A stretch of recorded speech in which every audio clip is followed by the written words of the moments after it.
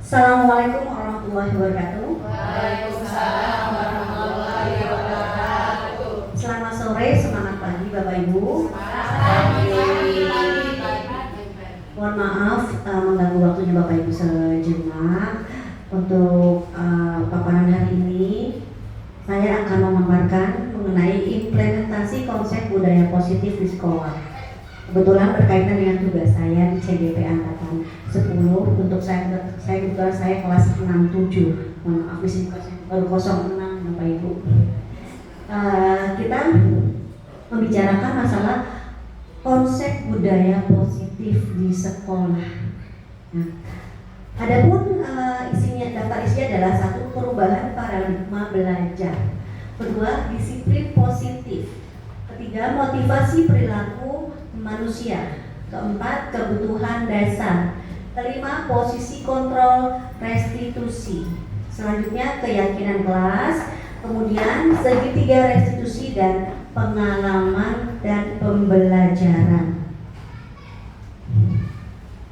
Perubahan paradigma belajar. Saya ingin bertanya, di sekolah itu siapa sih Bu sebenarnya yang memegang kontrol belajar kita? Kalau di sekolah kepala sekolah, kalau di kelas ya guru. Betul, terima kasih Bu Trini. Kalau di sekolah kepala sekolah, kalau di kelas guru. Tetapi kita juga bisa memegang kontrol di sekolah. Kita masih di sekolah juga Bu dengan di bawah pengawasan dengan kepala sekolah. Coba kita lanjut ya Bu ya. Nah, teori kontrol, kita punya ilusi guru mengontrol murid. Kira-kira apakah kita di kelas sudah menjadi ilusi seperti yang guru mengontrol murid? Ketika jam pelajaran, ketika jam istirahat, ketika pas awal pembelajaran, pulangnya, pasti Bapak Ibu guru mengalami semuanya. Ketika dalam KBM, ilusi mengontrol murid pertama. Kemudian ilusi bahwa semua penguatan positif, efektif, dan bermanfaat. Ilusi penguatan efektif, berarti kita memberikan penguatan kepada siswa-siswa kita untuk menguatkan supaya apa yang kita berikan itu efektif pada siswa dan bermanfaat juga dalam keseharian mereka, dalam KBM-nya selama ini berjalan, Bu ya. Selanjutnya, ilusi bahwa kritik dan membuat orang menjadi merasa bersalah dapat menguatkan karakter. Terkadang di kelas-kelas kita tanpa kita sadari kita membuat anak murid kita, peserta didik kita menjadi merasa bersalah Bapak Ibu. Contohnya seperti apa sih? Seperti misalnya Pak Ari mempunyai murid bernama Budi. Nah, Budi itu di kelas kerjanya ganggu temen dulu ya Bu ya. Terus tidur, kalau nggak ganggu temen tidur, dia ngantuk, alasannya ngantuk Bu Guru. Ketika di kelas dia kerjanya mainnya tiduran aja. Tapi ketika di luar rumah kelas dia main kemana-mana. Tapi tanpa kita sadari kita ngomong, kamu itu ya di kelas seperti itu, kasihan Bu Guru dong. Nah, dengan kritik seperti itu akan membuat orang merasa bersalah, akan membuat peserta didik merasa bersalah. Tapi dapat menguatkan karakter dia. Karakter seperti apa yang kita kuatkan ketika kita ini.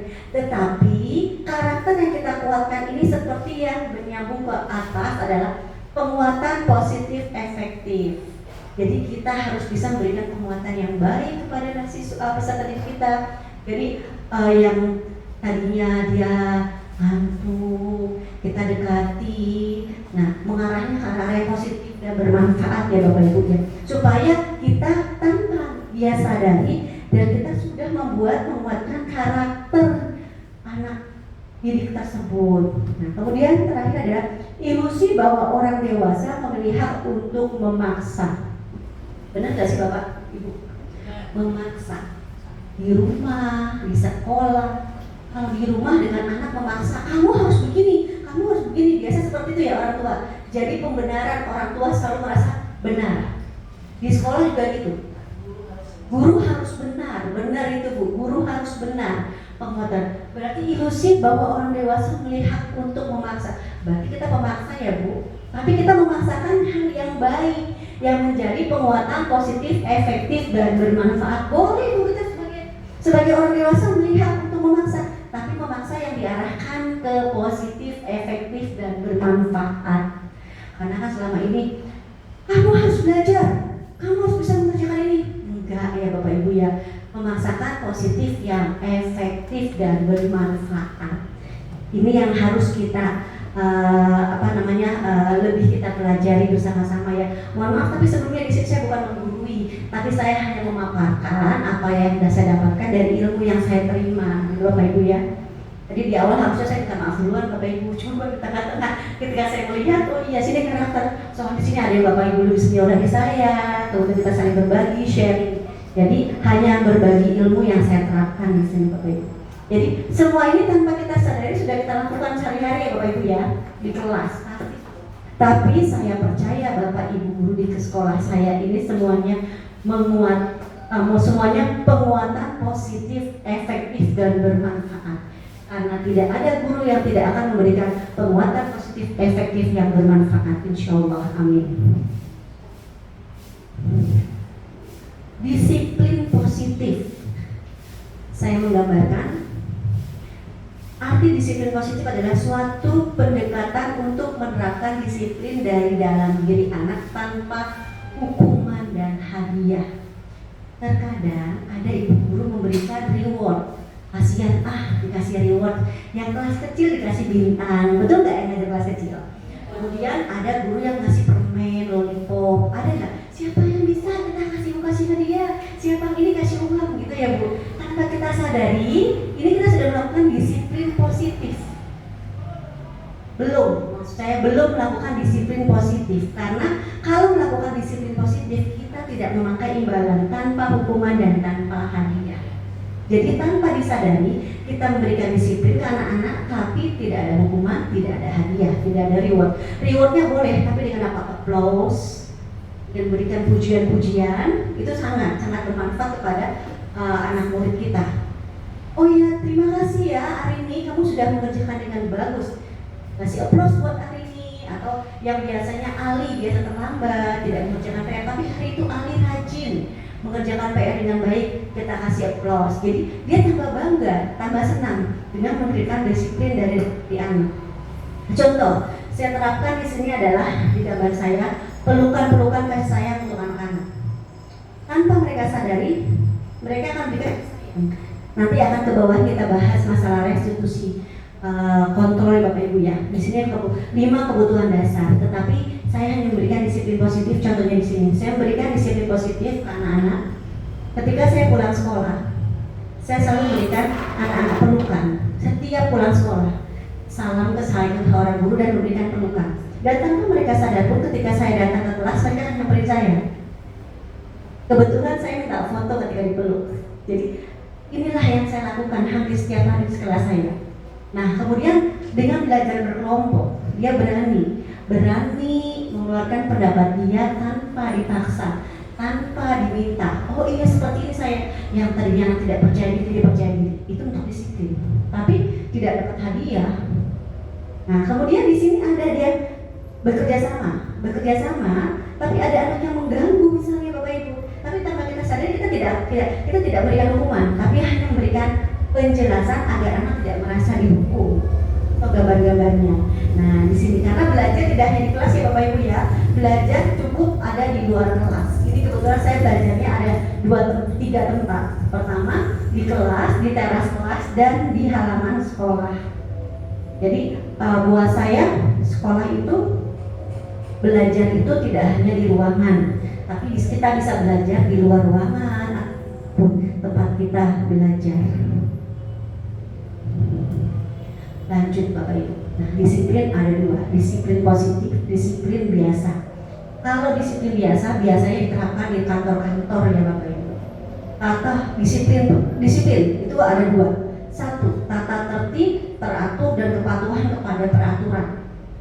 Kedua, hukuman, hadiah dan penghargaan. Biasanya yang basic banget ini yang karyawan ya Bapak Ibu ya. Betul nggak sih?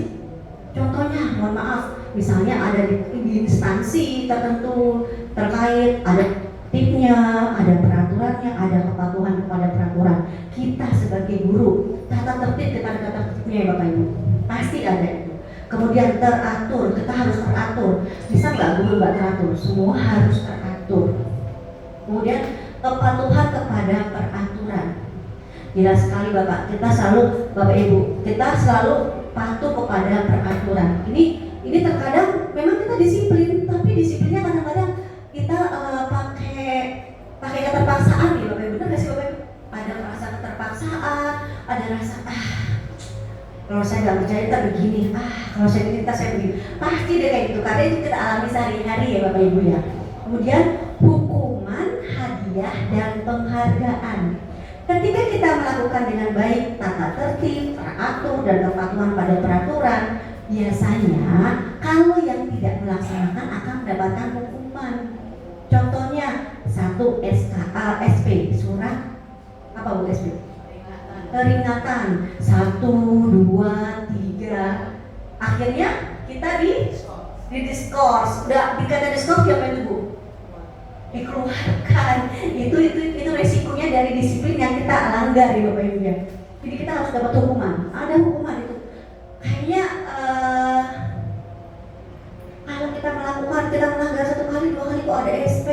Jadi seperti itu. Nah kemudian kalau terkadang ada reward dari atasan, dari pimpinan, itu hadiah ketika kita rajin, ketika kita bisa melaksanakan sesuai dengan baik, kita akan mendapatkan hadiah, entah itu bentuknya hadiahnya pujian, entah itu bentuknya barang, bermacam-macam ya Bu, tergantung dari pimpinan kita masing-masing.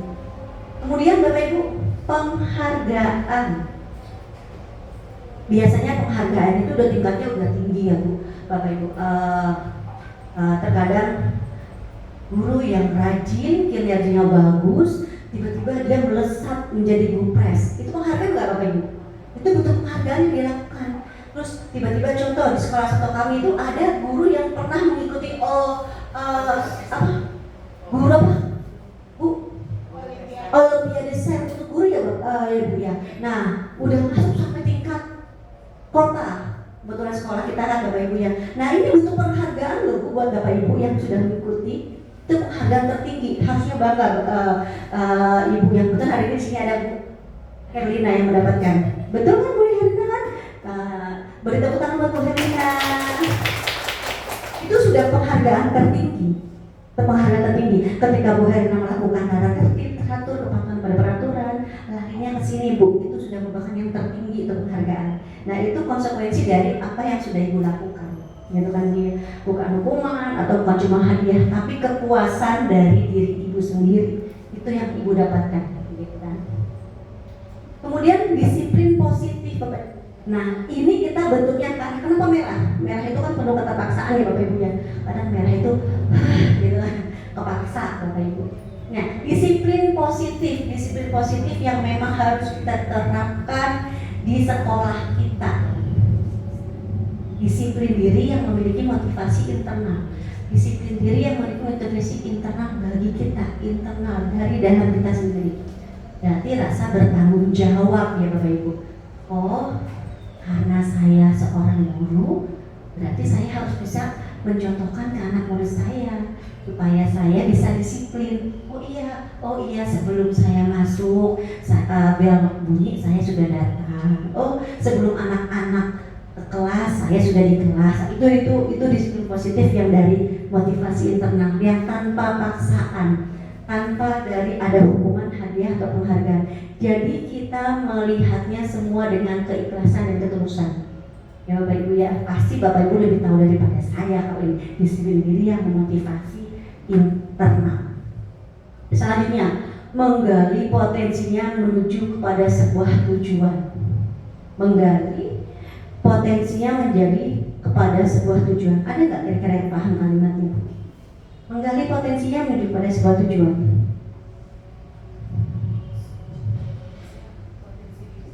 Potensi diri sendiri. Contoh, tadi saya kembali ke Bu Herlina tadi yang mendapatkan piala sampai tingkat kota. Beliau mendapatkan ketika dia menggali potensi diri sendiri. Beliau belajar. Beliau apa sih saya bisa nih? Saya harus bisa. Tujuan itu apa Bu? Untuk mengasah diri sendiri juga ya Bu ya, supaya tujuan Ibu nggak cuma jadi guru yang dilihat orang berprestasi, tapi minimal Ibu berikan contoh kepada rekan-rekan sejawat jawab, saya bisa, Anda pun bisa.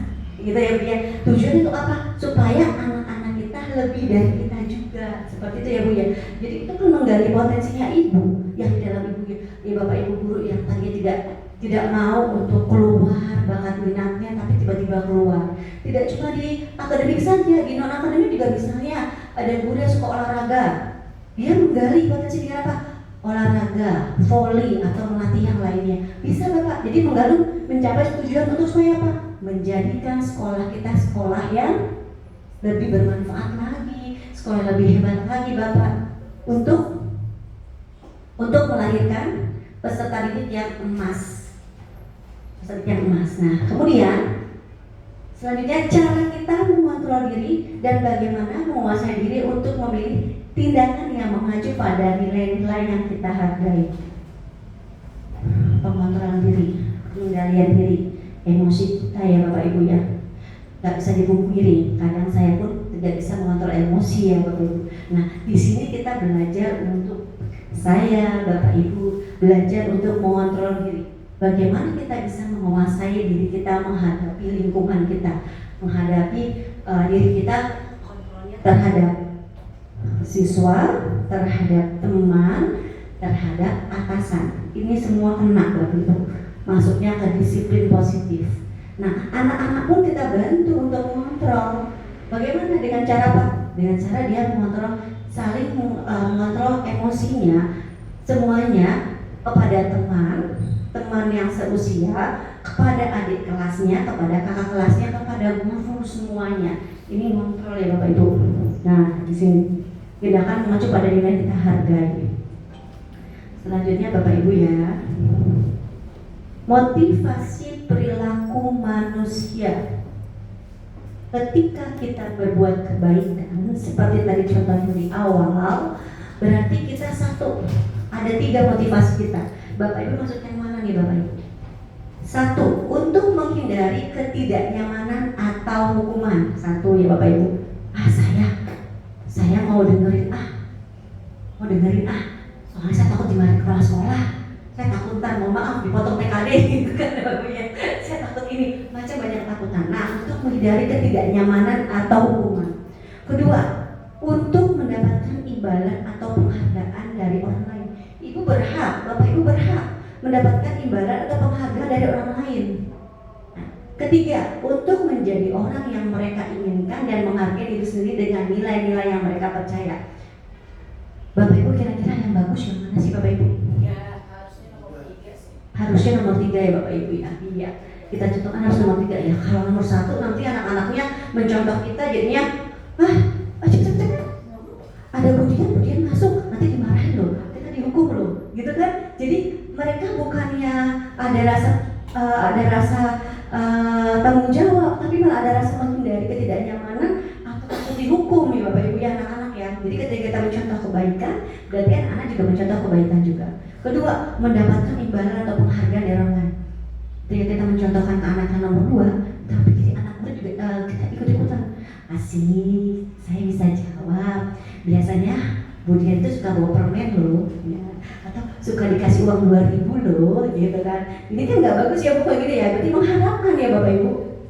Nah, mengharapkan yang terbaik adalah nomor 3, untuk menjadi orang yang mereka inginkan dan menghargai diri sendiri dengan nilai-nilai yang mereka percaya. Ini generasi emas Bu sesungguhnya. Anak menghargai dirinya sendiri. Siapa yang akan menghargai diri kita sendiri dengan nilai-nilai yang mereka percaya. Ini Bapak Ibu, generasi emas yang kita harapkan, yang akan kita terapkan ke anak-anak. Motivasi ketiga ini, perilaku manusia ketiga inilah yang harus kita terapkan ke anak-anak Ibu. Selanjutnya, jika siswa melakukan kesalahan, seperti di awal saya bilang ada kebutuhan dasar, 5 kebutuhan dasar. 1, kebutuhan bertahan hidup. 2, kasih sayang dan rasa diterima atau kebutuhan untuk diterima. 3, kebebasan atau kebutuhan yang akan pilihan. 4, kesenangan, kebutuhan untuk merasa senang. 5, penguasaan atau kebutuhan pengakuan atas Kita bahas pertama, kebutuhan bertahan hidup. Kebutuhan bertahan hidup berarti biasanya didasari dengan sandang, pangan, papan. Itu lengkap ya Bapak Ibu ya. Kebutuhan bertahan hidup. Kita manusia sadar akan adanya kebutuhan bertahan hidup. Perlu banget itu kebutuhan dasar manusia Bu, yang paling utama. Sandang, pangan, papan. Itu banget kebutuhan bertahan hidup. Contohnya, kalau di hewan itu ada kura-kura yang dia punya tempurung, dia pasti bertahan hidup dengan cara di rumahnya. Kalau kita dengan kita punya rumah, kita mempunyai kecukupan sandang, pangan, dan papan. Walaupun jarang dipungkiri kalau papan banyak yang kita tidak bisa melihat dari segi mana pun papan, tapi mereka tercukupi semuanya, insya Allah. Kedua, kasih sayang dan rasa diterima, kebutuhan untuk diterima. Anak-anak itu butuh kasih sayang Bu. Di kelas, di rumah, di lingkungan. Dia butuh diterima. Jangan anak-anak kita pun seperti itu ya Bapak Ibu ya. Butuh disayang, butuh diterima, butuh untuk diterima. Ayo welcome, kita terima mereka. Kondisi apapun mereka kita harus terima. Inilah namanya kasih sayang dan rasa diterima. Ketika dia dikucilkan, kita makanya di sekolah kita ada stop anti bullying supaya apa? Mereka merasa diterima, merasa kasih sayang itu udah full buat mereka. 3. Kebebasan akan pilihan. Pernahkah Bapak Ibu di kelas bertanya? Ada 2 mata pelajaran, 1 IPAS, 2 matematika. Pernahkah Ibu bertanya? Hari ini mana duluan yang akan kalian lakukan? Nah, IPAS atau matematika? Ada nggak seperti itu Bu? Pernah. Nah, alhamdulillah, berarti terus-menerus kita harus melakukan seperti Bu. Itu Bu. Jadi kebebasan akan pilihan. Ketika anak-anak diberi kebebasan untuk pilihan, dia akan bertanggung jawab. Oh iya, tadi saya bilang sama Ibu mau IPAS dulu. Berarti saya harus serius di IPAS. Gitu kan. Jadi anak-anak bebas memilih ya Bapak Ibu ya. Sama seperti kita. Ketika kita tidak dipaksakan untuk memilih, kita akan bertanggung jawab dengan apa yang kita pilih. Nah, kebebasan, kebutuhan akan pilihan. Kemudian kesenangan, kebutuhan untuk merasa senang. Berarti kalau saya gampang ya Bu, di kelas rendah anak-anak capek bernyanyi. Malahan terkadang kalau mereka sudah capek belajar, saya suruh tidur Bapak Ibu 15 menit atau 10 menit waktu yang saya suruh tidur untuk anak-anak. Nah, ini kesenangan buat mereka senang. Nah, tapi saya rasa Ibu lebih paham daripada saya. Sama seperti saya. Saya selalu bertanya anak, "Are you happy anak-anak?" Pasti jawabnya, "Happy Bu Guru." Pasti ibu-ibu juga sama, walaupun hal yang sama. Pasti anak-anak senang dulu, merasa nyaman. Ketika dia senang, dia akan merasa nyaman di kelas. Itu kebutuhan merasa senang. Misalnya metode pembelajaran kita yang tak cuma teacher center, tapi dengan potensi anak, dengan kita belajar berkelompok, datangin ke satu-satu anak, memberikan kesempatan anak presentasi ke depan, tanpa memilih, jangan dia nggak bisa ke depan. Jujur Bu, saya juga nggak bisa public speaking di sini Bu, baru kali ini, makanya saya nggak berani, tapi saya coba di sini. Nah, di sini senangan untuk kebutuhan merasa senang. Ternyata ketika saya melakukannya dengan baik, saya bisa loh semuanya, saya bisa menjalaninya. Oh, ibu guru saya jadi senang lah melihat saya senang. Jadi anak senang, guru senang, happy semua, kelas menjadi nyaman ya Bapak Ibu. Selanjutnya terakhir, penguasaan, kebutuhan pengakuan atas kemampuan. Terkadang tanpa kita sadar atau tidak sadar, ada beberapa anak murid yang butuh pengakuan kita.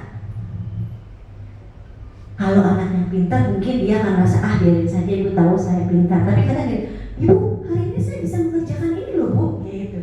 Jadi mereka tuh butuh pengakuan dari pihak gurunya.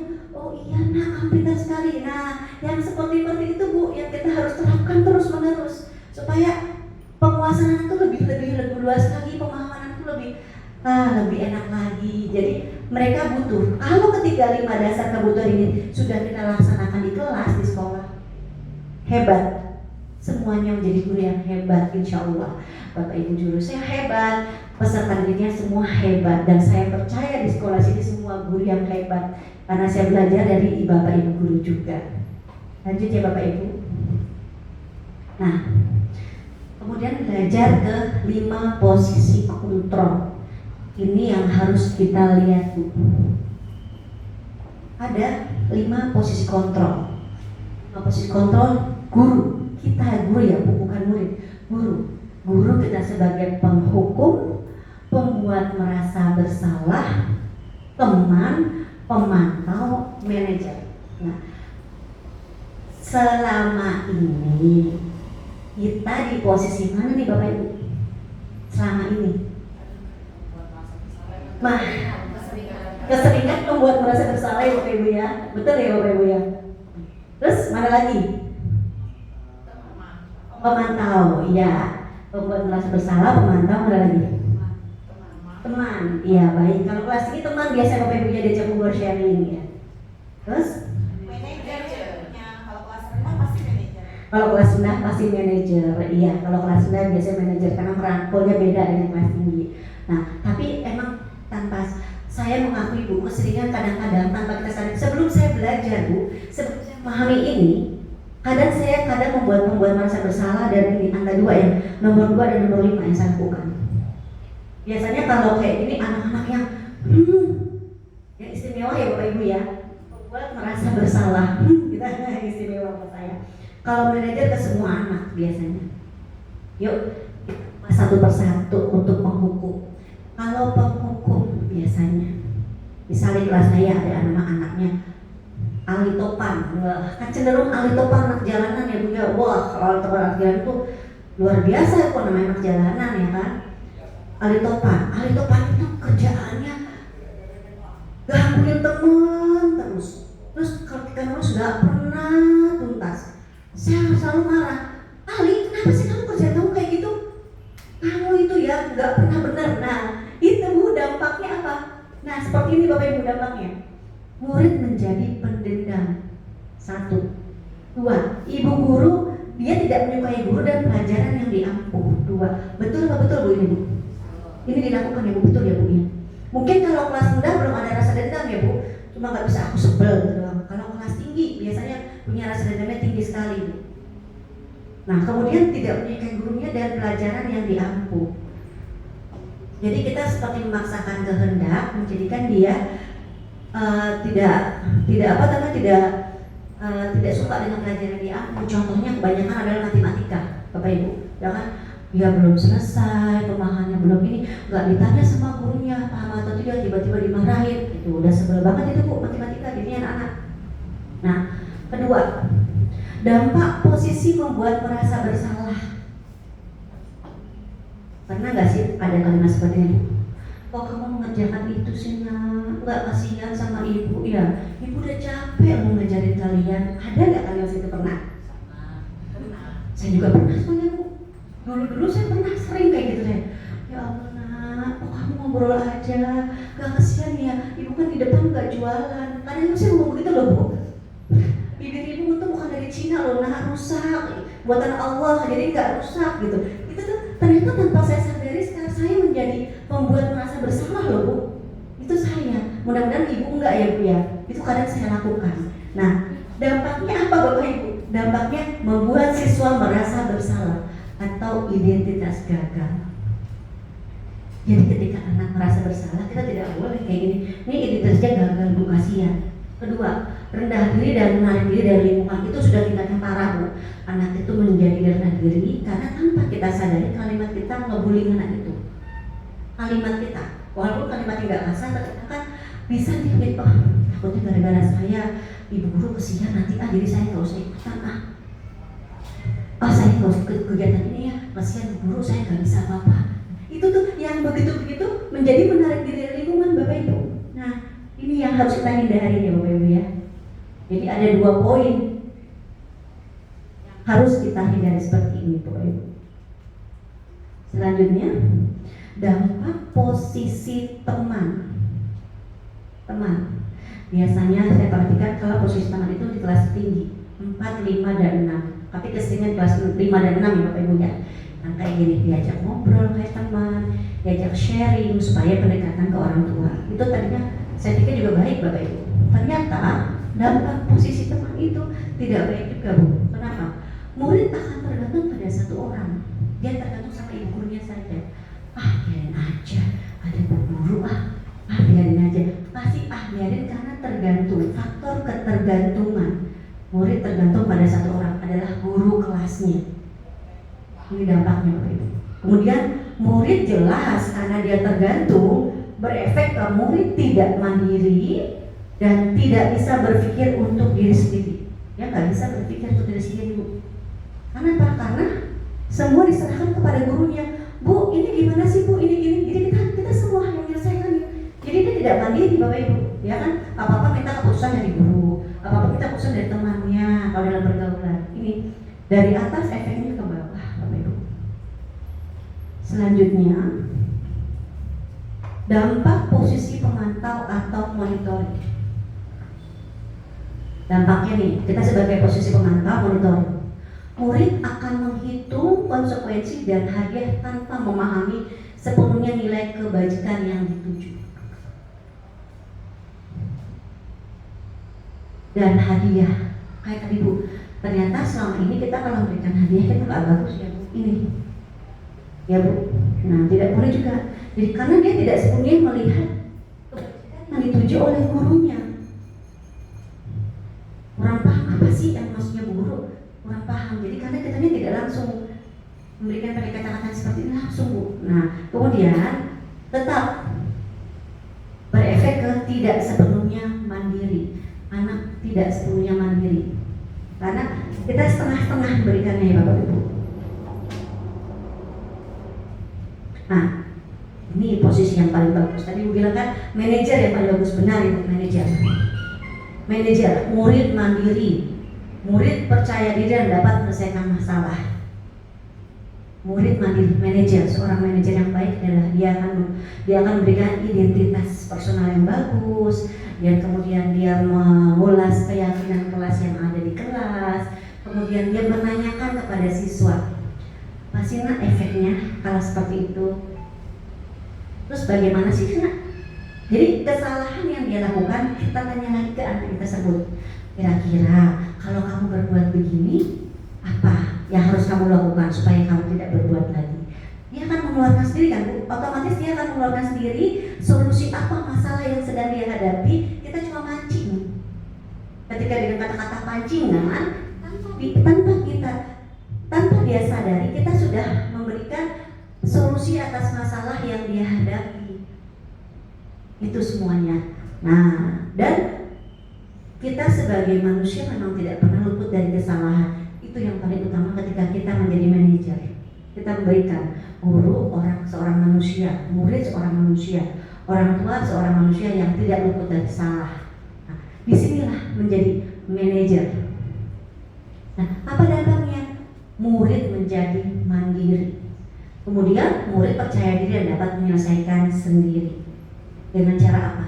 Dengan kita memberikan solusi, memberikan panduan-panduan ke anak-anak dan kalimat yang baik, dengan mengajak anak berbincang-bincang. Anak tanpa dia sadari dia menyelesaikan masalah dia sendiri dan dia percaya diri dengan apa yang dia perbuat. Kita tanyakan lagi, kira-kira kapan sih kamu akan melakukan hal tersebut? Nah, kan seperti itu. Jadi anak itu akan menyelesaikan itu. Dua dampak ini. Kita menginginkan anak kita seperti ini Bapak Ibu ya.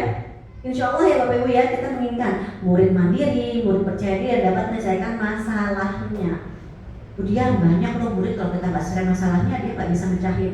Tapi insya Allah kalau kita bisa belajar untuk mencari pembicaraan yang kalimatnya agak nanti saya akan bahas kalimat-kalimat yang kira-kira sesuai dalam posisi manajer Bapak Ibu. Jadi kita lebih sama-sama sharing ya Bu, kita sama-sama belajar kalimat apa sih Bu yang seperti itu. Nah ini impian semua guru, impian semua siswa ke guru supaya guru menjadi manajer.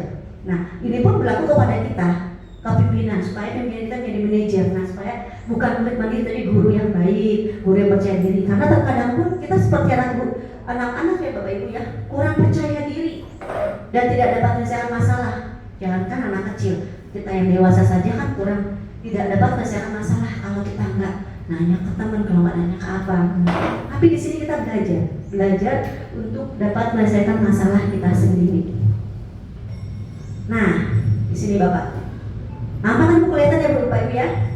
Ada motivasi eksternal dan motivasi intrinsik. Nah, tadi yang saya maksud motivasi eksternal akan berefek identitas gagal, perilaku kontrol negatif, apa saja? Nah, paling kecilnya Bu, penghukum dan pembuat merasa bersalah. Sedih ya Bu, kita tanpa kita sadari kita sering seperti ini, pembuat merasa bersalah. Nah, identitas berhasil atau sukses memang perilaku kontrol positif. Nah, sebagai teman dan pemantau dan kontrol diri pastinya di tempatnya manajer. Nah, contohnya kalau di tempat penghukum menghardik, menunjuk, menyakiti, menyindir, di sini penghukum banget Bapak Ibu. Di sini contoh yang dilakukan oleh kita sebagai seorang pendidik ke peserta didik. Dia masuknya ke penghukum Bapak Ibu. Kemudian kedua, pembuat orang merasa bersalah. Kita panjang kali lebar berceramah, menunjukkan kekecewaan kita yang paling dalam terhadap anak murid. Nah, ini kita akan membuat anak murid kita merasa bersalah. Aduh, kasihan banget ya Bapak Ibu, gitu kan. Nah, kemudian teman membuat alasan-alasan untuk murid-muridnya. Nah, di sini anak dia merasa jadi membuat alasan-alasan. Kemudian pemantau hanya ngeliatin saja, menghitung saja, mengukur saja. Tapi kalau kita di manajer, kita akan mengajukan pertanyaan-pertanyaan yang sangat bijak kepada murid kita. Contoh, kalau di penghukum ya Bu, biasanya nih, coba kita sama-sama saling ingat. Kalau kamu tidak melakukan, saya akan bla bla bla bla bla. Nah, ini Bu, nah ini penghukum. Kalau pembuat merasa bersalah, kamu ini sudah mengecewakan Bapak Ibu.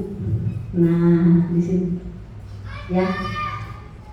Nah, kemudian di teman, kalimat ini salah satunya seperti ini. Lakukan untuk Bapak Ibu. Ya sudah, nanti Bapak Ibu bantu bereskan. Ini sering banget ya Bu, kelas rendah ya Bu. Benar gak sih Bapak Ibu nih? Ya udah kalau udah selesai, udah segitu aja. Ntar Bapak Ibu bereskan. Ini sering kita sadari, ya kan?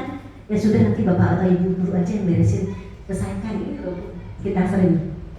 Kemudian pemantau. Apa peraturannya? Apa konsumsinya? Berarti kita nanyanya tapi nanyanya langsung ke sini Bu. Apa yang telah kamu lakukan? Apa yang terjadi sekarang? Itu contoh-contoh pertanyaan yang sebagai pemantau. Tapi gantung, tapi nggak jelas, tapi kesannya kayak bagaimana itu. Nah, kalau di manajer, dia lebih lembut. Apa yang kamu yakini? Apa kamu meyakini hal tersebut? Kalau kamu meyakininya, kamu akan perbaikinya. Apa sih kan jawab, iya Bu, saya akan perbaikinya Bapak. Kalau kamu perbaikinya, jadi kira-kira hal tersebut akan menggambarkan apa tentang dirimu. Jadi anak dipancing terus Bapak Ibu kalau untuk manajer, dipancing supaya dia mengeluarkan pendapat dia sendiri.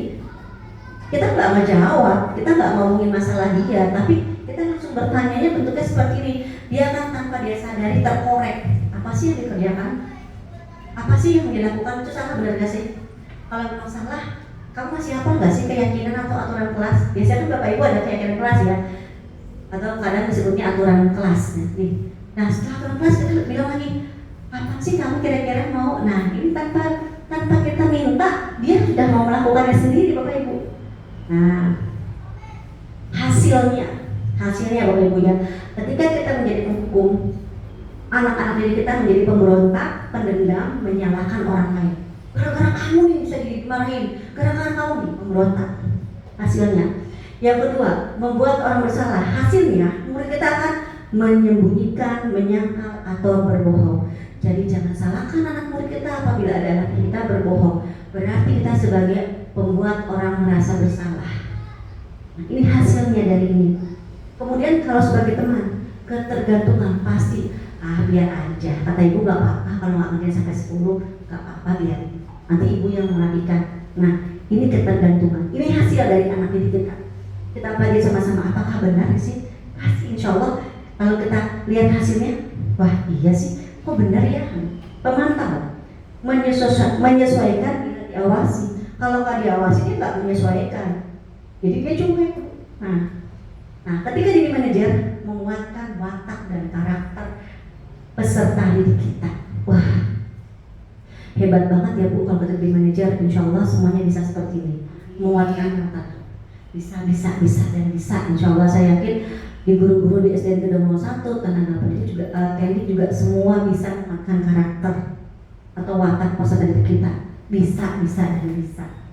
Nah hasilnya, kemudian kalau di Universitas Hukum, anak akan berkata, saya nggak peduli. Kalau udah kata anak udah nggak peduli, itu udah jelas sebagai penghukum. Kemudian pembuat merasa bersalah, pasti anak bilang, maafkan saya ya Ibu Guru. Betul ya Bu? Teman, saya pikir Bapak dan Ibu teman saya, atau saya pikir Bapak dan Ibu bisa mengerjakannya untuk saya. Itu sebagai teman. Kemudian pemantau, saya akan dapat berapa bintang Bu. Nah itu tadi, jadi dia hanya sebagai butuh hadiah. Nah, saya akan dapat berapa bintang kalau melakukan hal tersebut. Jika hal tersebut saya lakukan, saya mendapatkan apa? Jadi dia imbalan, yang dia butuhkan imbalan di sini ya Bu, penghargaan atau imbalan di sini dicari ketika di pemantau. Nah di manajer, bagaimana caranya agar saya bisa memperbaiki keadaan ini? Saya akan memperbaiki masalah ini dengan, jadi kalimat dia sendiri yang keluar Bu. Bagaimana sih nak caranya? Nah saya akan memperbaiki dengan, kita cukup bertanya Bu, Bapak Ibu, gimana sih nak caranya kalau misalnya kamu kalau seperti ini, efeknya bagaimana? Nah terus bagaimana caranya supaya kamu tidak melakukan lagi? Nah dia akan menjawab Bu, saya akan memperbaikinya Bu. Saya tidak akan begini. Kan dia sendiri ya Bu, bukannya terkadang tanpa kita sadari dulu ngomong, kamu gak boleh begini supaya begini, kan seperti itu ya Bapak Ibu ya. Nah tapi ini kalau manajernya dia akan seperti ini. Nah dampak pada murid, nah mengulangi kesalahan berulang kali, perilaku menjadi agresif. Pasti Bu, ada yang super duper yummy di kelas Bapak Ibu seperti kelas saya juga kan, seperti ini. Kedua, rendah diri, merasa gagal dan tidak berharga. Yang sebagai teman tergantung, tidak mampu dan tidak bisa memutuskan. Pemantau menitik beratkan pada dampak pada diri sendiri karena mendapatkan hadiah atau penghargaan. Atau kadang mendapatkan hukuman ya Bu kalau dia tidak melakukan. Nah, kalau manajer dampak pada muridnya mengevaluasi diri bagaimana menjadi diri yang lebih baik. Dia akan berubah menjadi dirinya yang tidak seperti hari ini, atau mulai hari besok saya akan seperti ini Bu. Kapan kamu akan seperti ini nak? Mulai hari ini, wow hebat. Langsung kita bilang hebat, wah hebat. Nah seperti itu Bapak Ibu. Ya, kayak gitu. Nah kaitannya dengan dunia berkualitas adalah murid meletakkan guru di luar dunia. Ketika kita jadi penghukum, murid akan meletakkan diri gurunya di luar dunianya dia. Kedua, sama murid akan meletakkan gurunya dalam luar dunianya dia. Sama ini Bu, identitas gagal dua ini. Kalau di teman, murid meletakkan guru sebagai orang penting dalam dunianya dia. Karena dia tergantung sama guru, jadi buat dia guru number one. Kata gurunya lah yang nomor satu, karena dia tergantung. Nah, kemudian pemantau, murid akan meletakkan guru peraturan di dunia. Serem ya Bu, guru sebagai peraturan di dunia serem banget Bu, jangan sampai seperti ini Bu ya. Nah kalau di manajer, murid meletakkan dirinya sebagai individu yang positif dalam dunia berkualitas. Jadi menjadi dirinya sendiri, menjadi yang positif dalam dunia berkualitas. Jadi kita menginginkan murid kita keluar dari sekolah kita ini menjadi generasi emas, generasi gemilang yang sesuai dengan potensinya, bisa lulus dari gedung 1. Siapa tuh muridnya? Lulusan SDN Gedung 01. Hebat nih Bapak Ibu. Nah, keyakinan kelas Bu. Keyakinan kelas ada dua ya Bu, dua macam. Kesepakatan dengan peraturan. Keyakinan kelas adalah nilai-nilai kebajikan universal yang telah disepakati yang secara bersama-sama dengan seluruh siswa sebagai upaya membangun budaya positif. Sudah kita lakukan nih Bapak Ibu ya? Sudah, keyakinan kelas. Nah, tapi ada dua. Ada kita harus bisa memilah antara kesepakatan kelas dengan peraturan kelas. Kesepakatan kelas adalah pelanggaran kesepakatan ada konsekuensinya dan terencana. Kesepakatan bersama-sama oleh guru dengan murid. Kedua, kalau peraturan kelas, pelanggaran dibarengi dengan hukuman, bukan tanpa rencana dan kesepakatan. Nah, peraturan seperti peraturan sekolah kita, Kalau orang terlambat, berarti dia melanggar peraturan ya Bapak Ibu. Kalau keyakinan kelas, kesepakatan kelas sama seperti guru, sama seperti menghargai teman berbicara. Jadi dia ada konsekuensinya, terencana Bapak Ibu. Contohnya ya Bapak Ibu.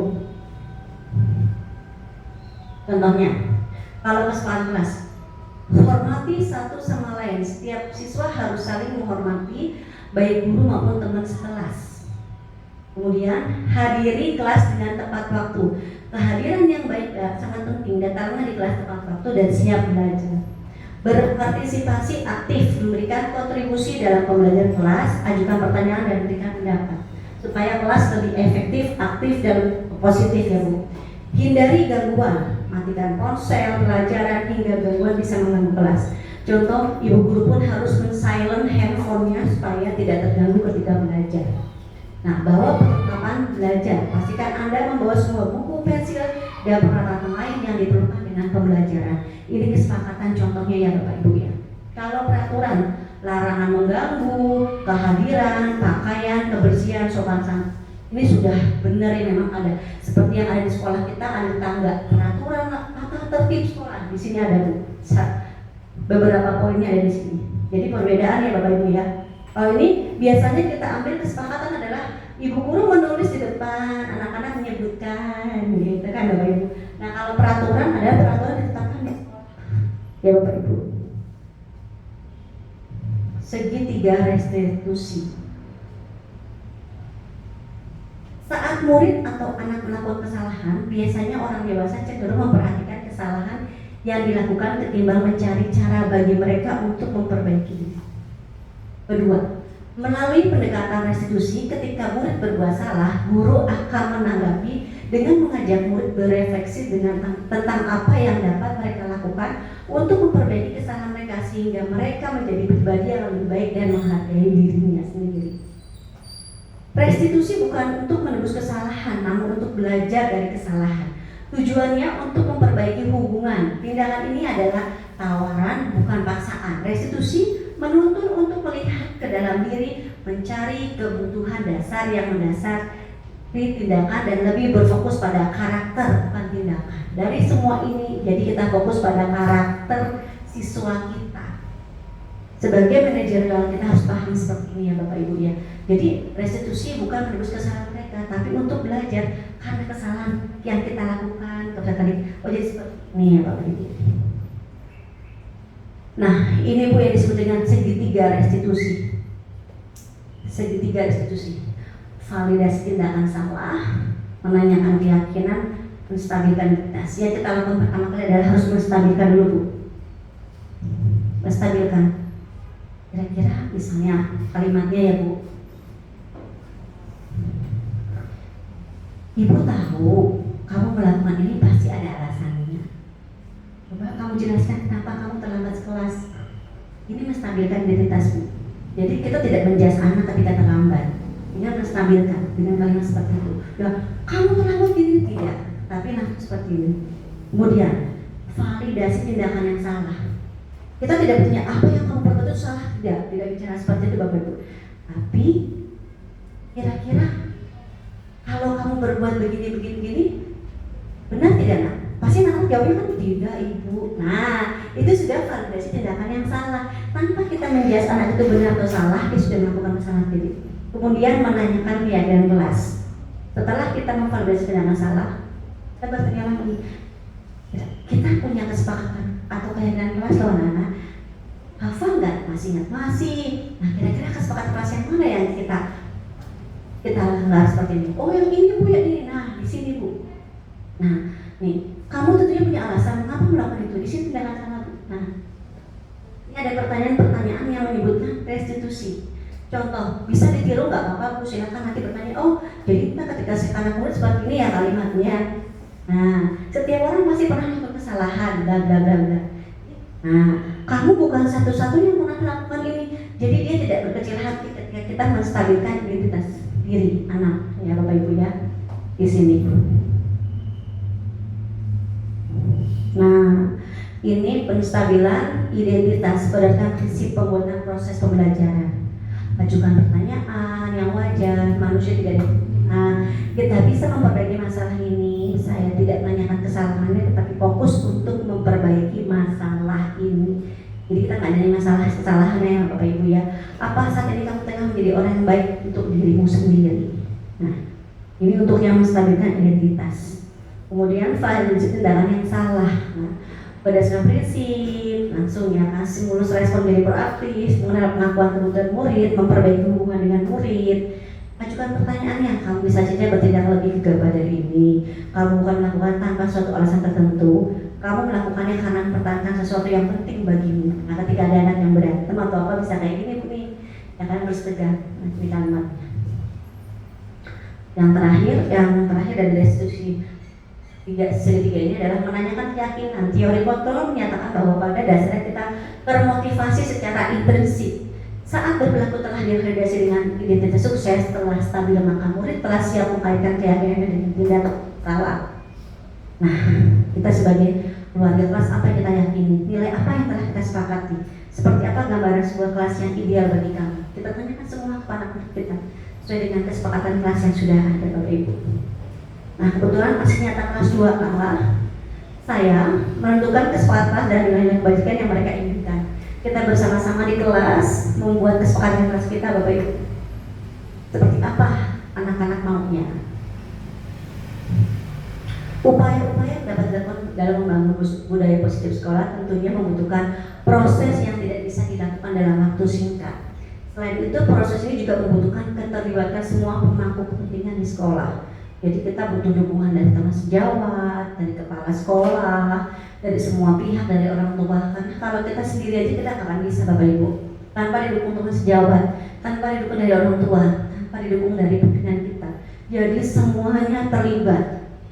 Jadi terlibat karena kalau tidak mensupport kita nggak bisa seperti. Jadi semua pemangku sekolah di sekolah tanpa satu pun yang tidak terlibat, semua terlibat. Nah, di akhir Bu, kesimpulannya adalah disiplin positif adalah belajar untuk kontrol diri agar dapat mencapai suatu tujuan mulia. Semuanya masuk ke disiplin positif. Kedua, menyelesaikan masalah dengan motivasi internal dan bertanggung jawab terhadap pilihannya. Mudah-mudahan dari apa yang sudah saya paparkan, kita akan lebih bisa mengontrol diri untuk menjadi disiplin positif ya Bapak Ibu ya. Kemudian kita bisa menyelesaikan masalah dengan motivasi internal dan bertanggung jawab terhadap pilihan anak-anak. Kita bisa terapkan anak ini ya Bapak Ibu ya. Selanjutnya terima kasih Bapak Ibu sudah mau hadir di sore hari ini di paparan saya mengenai budaya positif. Semoga Bapak dan Ibu sehat selalu, berkah, dan kita bisa mempraktekkan budaya positif jadi praktek kebaikan buat sekolah kita. Terima kasih. Apabila ada kata-kata saya yang salah, mohon dimaafkan. Assalamualaikum warahmatullahi wabarakatuh.